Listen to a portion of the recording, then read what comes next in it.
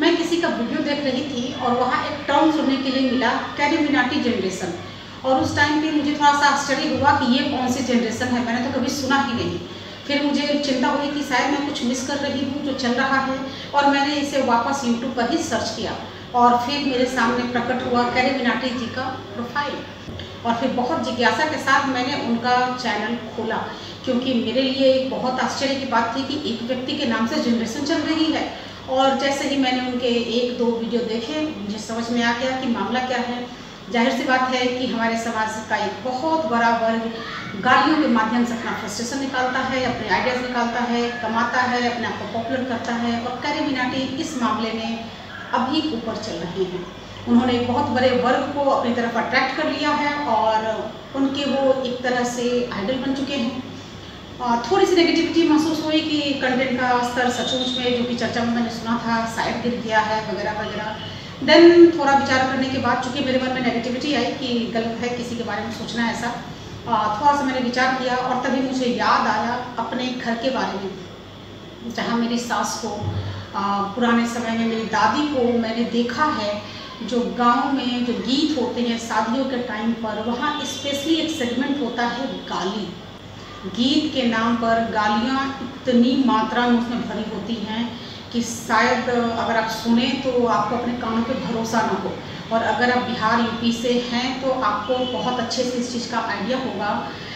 वाहियात लेवल की गालियाँ देती हैं वो लोग गीत के माध्यम से, और इतना गंदा, इतना घटिया स्तर होता है कि कोई भी एक सभ्य इंसान उसके बीच में नहीं बैठ सकता। लेकिन कल्चर के नाम पर, गीत के नाम पर, संस्कृति के नाम पर इसको प्रमोट किया जाता है और इसमें भी उनको महारत हासिल होती है, किसी का नाम होता है और कहा भी जाता है कि अरे वो तो बहुत अच्छा गीत गाती है, बहुत अच्छा गाली देती है। तो और ये जनरेशन महिलाओं का है, पुरुषों का नहीं है। ये वो महिलाएं हैं जिन्होंने गालियों में कीर्तिमान स्थापित कर रखा है गीत के माध्यम से, और उनकी कोई आलोचना नहीं करता, वो बहुत अच्छे से एक्सेप्टेड होती हैं समाज में। कैरीमिनाटी अगर 10 जन्म भी ले ले तो उनके स्तर पे नहीं जा सकता। इस लेवल का स्तर उन्होंने पहले से ही बना रखा है।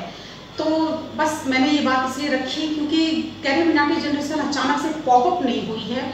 ऑलरेडी हमारे कल्चर में एक्सेप्टेड मोड में गालियाँ विद्यमान हैं। आमतौर पे आम जीवन में तो हम सुनते ही हैं कई लोगों को ऐसा करते हुए, लेकिन महिलाएं भी ऐसा करती हैं, इस के बारे में हम सोचते ही नहीं। उनको भी आज़ादी दी गई है गीतों के माध्यम से इस तरह की घटिया स्तर की बातें करने के लिए, अपनी गालियाँ यूज़ करने के लिए, और वहाँ पे उनकी कोई आलोचना नहीं करता। कैरीमिनाटी की तो फिर भी आलोचना करने वाले लोग हैं, खुलेआम बोल रहे हैं, उनकी कोई आलोचना नहीं करता।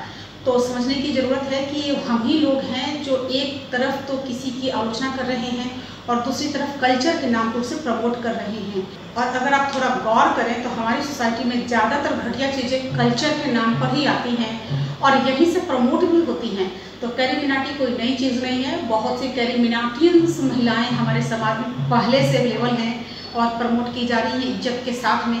तो कैरीमिनाटी को लेकर के इतना भी डिसरिस्पेक्ट शो करने की ज़रूरत नहीं है, बट फिर भी अगर आप उनको देखते हैं, फॉलो करते हैं, तो आपको अपने बारे में विचार करने की ज़रूरत तो ज़रूर है, क्योंकि का स्तर कहाँ जा रहा है। कैरीमिनाटी और महिलाओं के गालियों को लेकर के जो मैंने चर्चा की, उसका सिर्फ और सिर्फ इतना ही मकसद था कि हम जो बुराइयाँ करते हैं, नेगेटिविटी देखते हैं, उसके लिए हमें बायस नहीं होना चाहिए। एक एस्पेक्ट में देखना और दूसरे एस्पेक्ट में इग्नोर करना, यही समस्या को ख़त्म नहीं होने देता।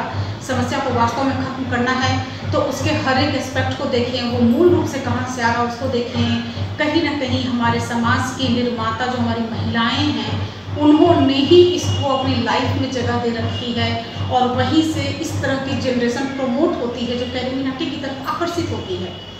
कैरीमिनाटी अपने बल पे सक्सेसफुल नहीं है। कैरीमिनाटी आप जैसे लोगों के बल पे सक्सेसफुल है जो गालियाँ सुनते हैं, देना पसंद करते हैं। आप सुनना बंद कर दो, देना बंद कर दो, कैरीमिनाटी जैसे लोग कहीं नहीं दिखेंगे आपको। और कैरीमिनाटी को भी कोई दूसरा काम करना पड़ेगा, दूसरा कंटेंट लाना पड़ेगा, लेकिन आप सुनने के लिए तैयार हो और देने के लिए तैयार हो।